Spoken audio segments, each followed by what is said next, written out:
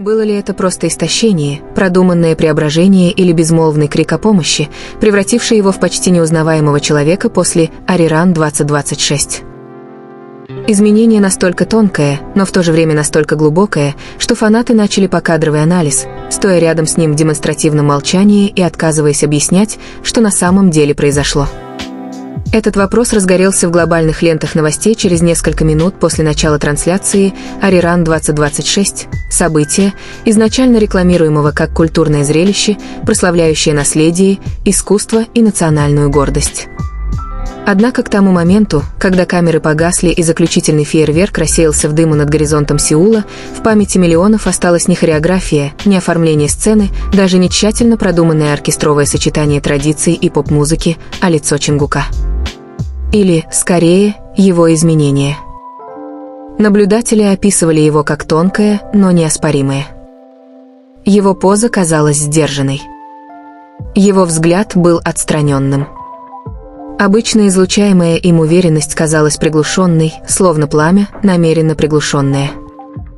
Была ли это зрелость? Усталость? Или что-то более глубокое? В течение нескольких часов хэштеги, ставящие под сомнение его состояние, вышли в мировые тренды.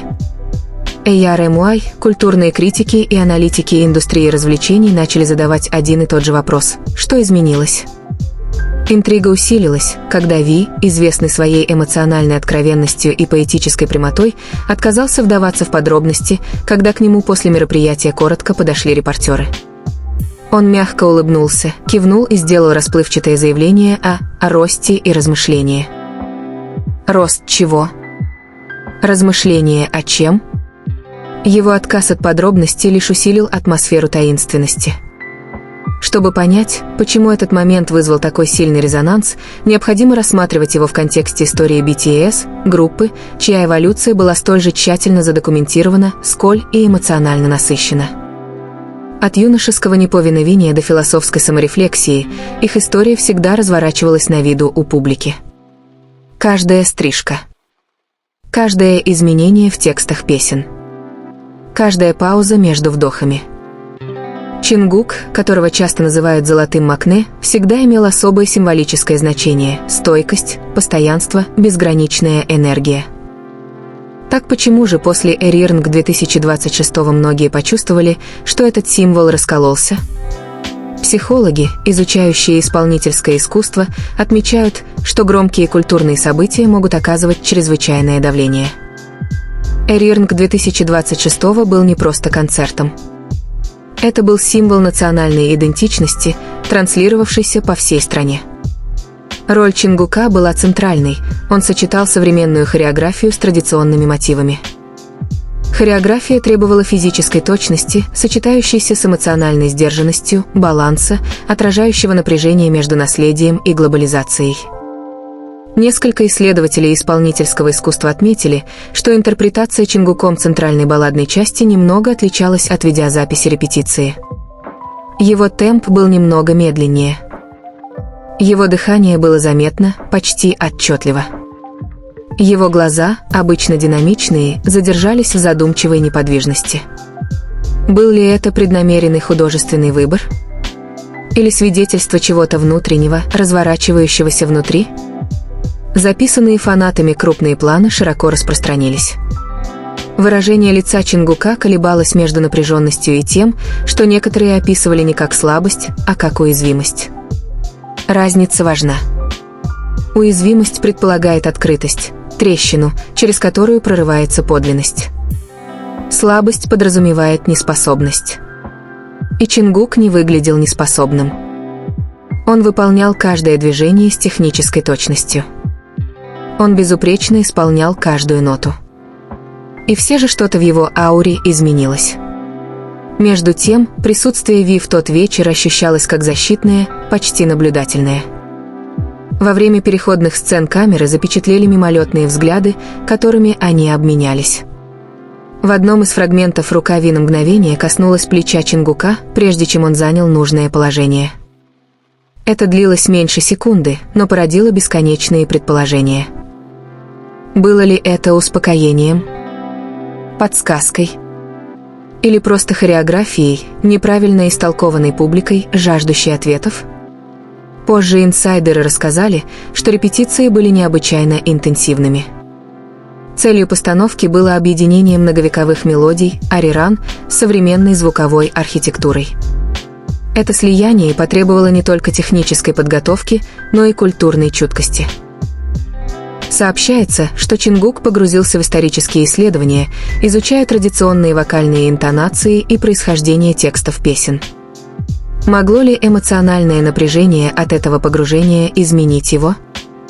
Культурологи утверждают, что артисты, глубоко взаимодействующие с родовыми материалами, часто переживают переосмысление своей идентичности. Объединяя личное творчество с коллективной памятью, они сталкиваются с родословной, ожиданиями и наследием.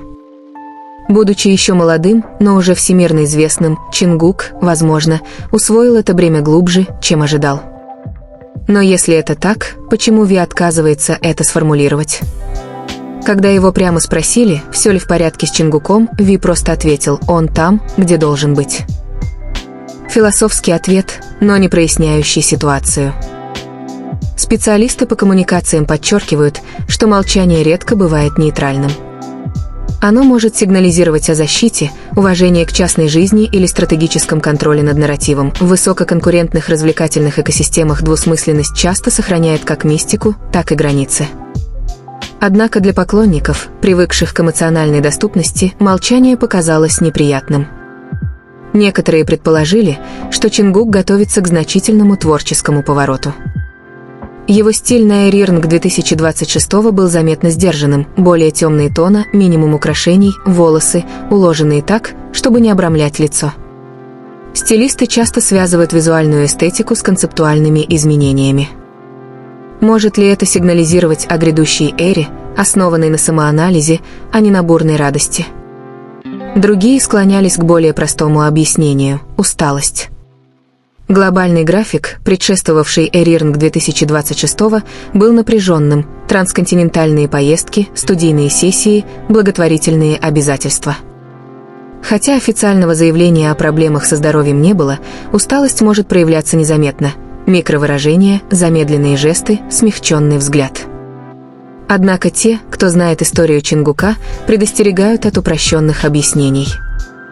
С подросткового возраста он балансировал между ожиданиями, колеблющимися между невероятным талантом и сверхчеловеческой выносливостью.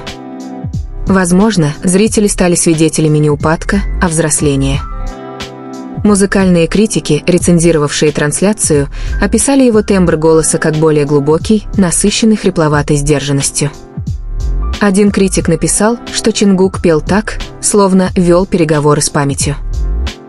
Эта фраза нашла широкий отклик. Переговоры с памятью предполагают самоанализ, примирение, возможно, даже горе. Могла ли программа Arirang 2026 вызвать размышления, связанные с семьей, наследием или невысказанными переживаниями? Несколько дней спустя кадры из международного аэропорта Инчхон показали, как Чингук проходит через службу безопасности с медитативным спокойствием. Вежливое, но минимальное общение. Мягкая улыбка, которая не совсем соответствовала его обычной жизнерадостной яркости. Рядом с ним Ви выглядел намеренно беззаботным, тепло приветствуя персонал. Когда репортер спросил, хорошо ли себя чувствует Чингук, Ви коротко ответил: «Он усердно работает. Не страдает. Не борется. Усердная работа». Языковеды отмечают, что выбор слов в контексте громких событий редко бывает случайным. Выражение «усердно работать» переосмысливает уязвимость как преданность делу. Оно вызывает уважение, а не тревогу. И все же, парадоксально, оно усилило любопытство. Закулисные кадры добавили еще один слой. После финального поклона, когда осела конфетти, Чингук ненадолго закрыл глаза и глубоко выдохнул, словно отпуская что-то долгое время затаенное. Ви наблюдал с небольшого расстояния, его выражение лица было нечитаемым: беспокойство, восхищение, солидарность. Что было сказано позже в этом тихом разговоре между ними, остается неизвестным. Поддержка. Подтверждение. Напоминание об отдыхе. Отсутствие объяснений стало более убедительным, чем любое заявление. В конечном итоге вопрос остается открытым не из-за скандала, а из-за человечности. Зрители почувствовали переломный момент. Приведет ли этот перелом к переосмыслению, самоанализу или просто к взрослению, еще предстоит увидеть. Возможно, грядущая музыка прольет свет на этот сдвиг. Исторически сложилось так, что ключевые трансформации внутри BTS проявлялись сначала в музыке, а потом уже в словах. До тех пор образ остается в памяти: падающие конфетти, приглушающийся свет. Чингук выдыхает с закрытыми глазами. Ви наблюдает в тихом солидарном взгляде. В эту застывшую секунду объяснение растворилось, его сменило нечто более убедительное, тайна, сотканная из зрелости. И, возможно, это и есть самый верный ответ из всех. Но один вопрос оставался нерешенным. Не то, был ли Чингук в доме.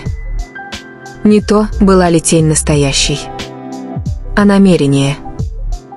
Если они действительно хотели избежать домыслов, они могли это сделать. Ракурсы были изменены. Комнаты очищены. Внешность разделена. Они это знают. Так почему же эти почти моменты продолжают происходить? Почему силуэт задерживается ровно настолько, чтобы его заметили? Почему после всего этого это больше похоже не на ошибку, а на выбор? Выбор – опасное слово. Потому что если это выбор, то он не случайен. А если он не случайен, то каждая тень, каждое отражение, каждое почти прикосновение несут в себе смысл. Следующий поворотный момент произошел не на концерте, а на отрывке песни. Чингук поделился коротким фрагментом неизданного трека. Нежный. Интимный. Минимальное производство. Одна фраза прозвучала отчетливо: «Даже когда свет горит, я стою за тобой». Интернет замер. Это могла быть метафора. Это могла быть выдумка.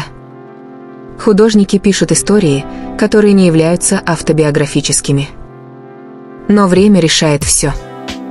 Эта фраза показалась слишком близкой к инциденту с тенью, чтобы ее игнорировать. Несколько дней спустя Тэхён опубликовал фотографию. Не человека. Не комнату. Просто окно в сумерках. Шторы слегка приоткрыты. Подпись гласила: «Некоторые вещи выглядят как тени, потому что ты стоишь не в том месте». Без тегов. Без объяснений. Но видно. Выравнивание было слишком точным. Тон слишком синхронным. Не идентичным, никогда не идентичным, но связанным. Это больше не был хаос. Это было похоже на хореографию без видимой хореографии. Разные платформы. Разные голоса. Одна и та же эмоциональная частота. Фанаты начали замечать закономерности во времени. Каждый раз, когда спекуляции достигали пика, кто-то из них выпускал что-то нежное. Отрывок песни. Поэтическую подпись. Прямую трансляцию, наполненную смехом вместо ответов. Было ощущение, будто наблюдаешь за двумя людьми, которые не позволили ситуации принять неприятный оборот. Они не подпитывали ее. Они не боролись с ней. Они перенаправили ее в другое русло. Затем произошел неожиданный момент, за кулисами разгорелась дискуссия о расположении актеров на сцене. Кто-то пошутил о слепых зонах на сцене, местах, которые камеры редко снимают. Тэхён улыбнулся и легкомысленно сказал: «Всегда найдется место, где можно стоять, не будучи замеченным». Чингук посмотрел на него и ответил: «Если, конечно, ты не хочешь, чтобы тебя увидели». Комната замерла. Впервые речь шла не о том, чтобы спрятаться, а о контроле видимости. Первоначальная тень не была резкой. Не по центру. На периферии. Достаточно. Недостаточно, чтобы подтвердить. Недостаточно, чтобы опровергнуть. Достаточно, чтобы существовать. При повторном просмотре одна деталь бросилась в глаза. Тень не убегала. Она двигалась спокойно. Медленно. Как будто тот, кому она принадлежала, точно знал, сколько будет запечатлено, а сколько нет. Это изменило все. Случайности происходят внезапно. Это нет. Возможно, истинный смысл заключался не в том, что мы видели, а в том, сколько нам было позволено увидеть. Публичные деятели понимают кадрирование лучше всех. Они знают диапазоны камер, ракурсы, отражение. Так зачем позволять силуэту появляться в поле зрения, если целью не было присутствия? Присутствие без объяснений. Существование без заявлений. Напоминание о том, что не всему значимому нужен заголовок. Во время недавнего прямого эфира Тэхён поправил камеру посреди трансляции. Кадр неожиданно расширился. Комната расширилась. Тишина. Пустота. Затем за кадром раздался слабый смех. Негромкий. Не драматичный. Не его. Он отреагировал не как удивленный человек. Он отреагировал так, как будто к этому привык. Он не посмотрел в сторону источника звука. Он не извинился. Он просто продолжил говорить, как будто ничего необычного не произошло. Комфорт не дрогнул. В тот вечер Чингук ничего не опубликовал. Ни прямого эфира. Ни фрагмента. Просто тишина. И иногда тишина – это не избегание.